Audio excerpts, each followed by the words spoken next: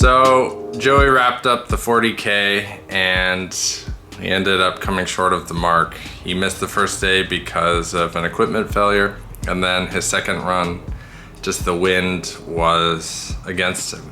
But you know, there's this part of me that is a little bit glad that he came up short. It seems probably a little weird to say that you would want failure, but I have a big year planned for Joey in 2020 and really need him motivated and locked in. And there's something about failure that really kind of engages people in a way that success doesn't. Success kind of breeds entitlement, and you become lazy, you become complacent, you start to think, oh, I've got this. So obviously we put everything we could to win the 40K, break the record, but sometimes in the big picture, loss and failure is necessary. Man, it's a beautiful day, huh? It ain't bad. Oh yes. So I'm just out on Palomar with Joey and Joseph, and today's just very workmanlike. Have very specific power targets for both of them, and they're just sitting at them. Basically, we're gonna go until they can't go anymore. So they start to fall apart. So it could be 2 hours, could be 4 hours. I don't know how many times we're gonna go up this thing. So, how you feeling? Good. How you feeling? Oh, it's always a good day when you're on Palomar. For like 5 or 6 hours? Exactly. So slow. Yeah. Dude, like literally that was a struggle. Like 260 is like the lowest. 256. Yeah. 2.3? Going too hard, man. I mean, I can't go any easier out of the saddle.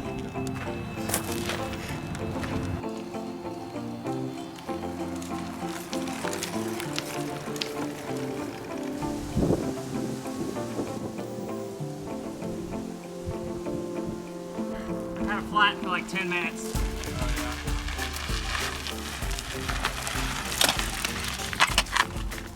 How you feeling? Good. What was your 260. 260? All right. If you just want to average it out, probably like 131, 132. There we go. Yeah. All right, so we got it. Sky's the limit. Yeah. Okay. Cool.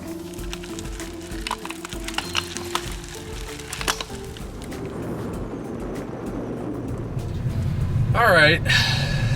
It's been a year, pretty much all wrapped up with the racing season, and yeah, I'm having some time to reflect as I'm just kind of going through everything and think about what I've learned and you know what went into first year of racing for having a team. You know, a year ago at this time I was like, okay, I gotta start a team, and it really came down to kind of clashing, competing vision. I had this pretty clear idea about what it is that I wanted to do with the race team, and you know, there's a divergent perspective from the team that I was working with, and it was like, I think we need to go this way, and they're like, nah, that's not the way to go. So it's became very clear to me in a lot of ways, especially having worked with teams. It's like, if I really want to do this the right way, if I want to hold true to my vision of getting to the Tour de France, then I've got to have my own team.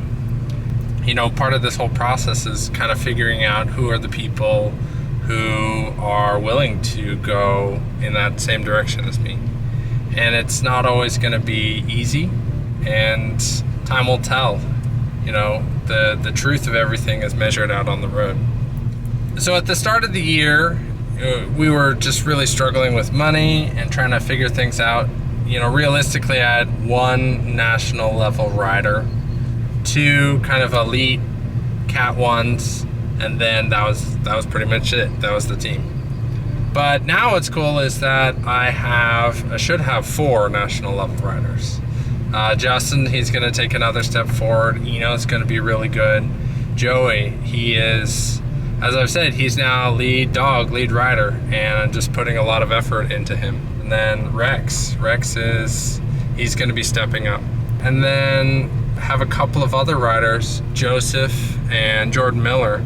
And that's going to be pretty cool because they're going to be, I think, kind of at the level where Joey and Eno were last year. So we're going to have like 4 national level riders and then 2 strong elite Cat 1s. So be significantly stronger this year. The whole concept for the team is quite different.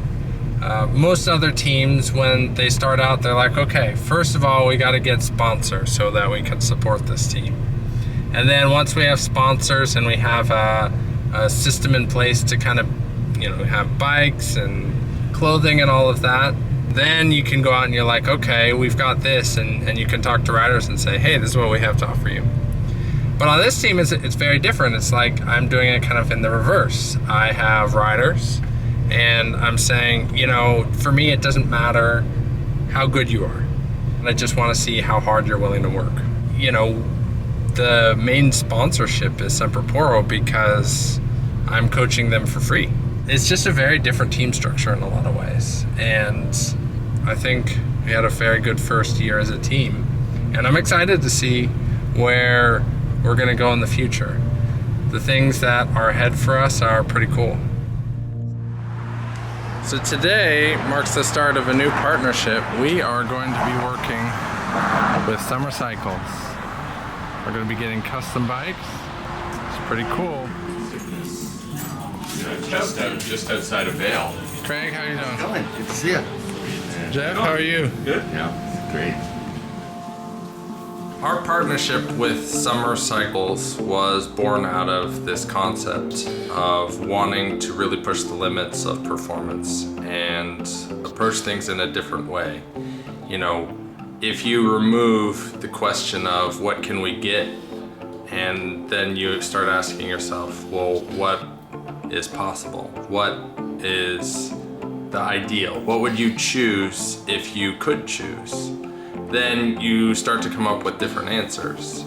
And instead of going with a traditional bike supplier, you come up with this different option, which is a custom bike. And there's trade-offs because working with Summer Cycles means that we don't get the same level of support because they can't. They're a small shop and they're building custom made-to-order bikes. But on the other hand, if you want something that is a high-performance machine, no compromise, go fast, do exactly what you want, then Galzetti bikes represent the highest level of performance and control for what it is that we want to do at Semper Porro. And that is what makes the partnership with Craig and Jeff at Summer Cycles so unique.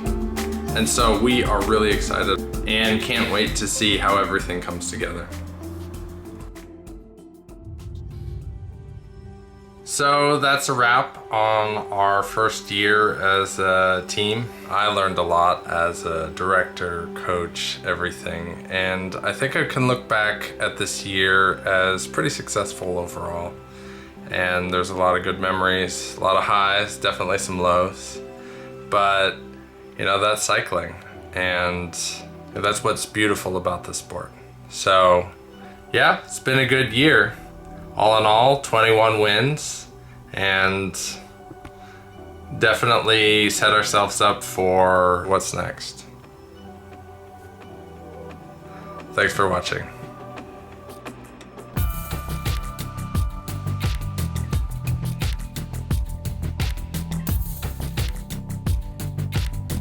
Joe, are you ever serious?